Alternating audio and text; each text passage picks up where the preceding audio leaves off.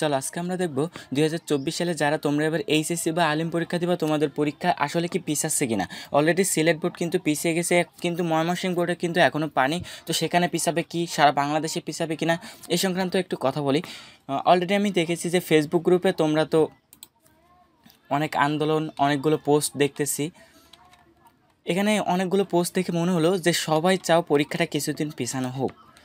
আর তাছাড়াও আরেকটা কালবেলা সংবাদ পত্রিকা, সেখানে তারা কিন্তু একটা ভোট প্রদানের কাজ করেছে। এখানে দেখো, বন্যার কারণে এইচএসসি পরীক্ষা পেছানোর দাবি করেছেন অনেকে। আপনি কি মনে করেন?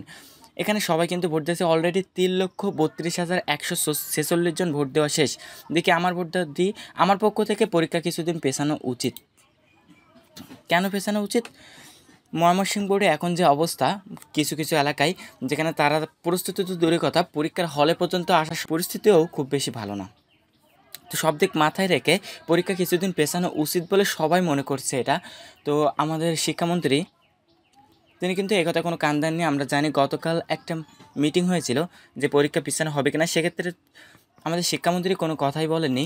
বলেছিলেন ঢাকা বোর্ডের চেয়ারম্যান প্রফেসর তপন কুমার সরকার, তিনি বলেছিলেন শুধুমাত্র সিলেট বোর্ডটা পিছানো হয়েছে এবং সিলেট বোর্ডটাই শুধুমাত্র পেছানো থাকবে, অন্য কোনো বোর্ড পরীক্ষার পিছাবে না। তিনি কিন্তু ফাইনাল সিদ্ধান্ত দিয়েছিলেন, কিন্তু তারপরও একটা আশ্বাস আছে যে কালকে শিক্ষামন্ত্রীর কাছে এবং প্রধানমন্ত্রীর কাছে 3টি স্মারক জমা পড়েছে যে পরীক্ষা পিছানো সম্পর্কে।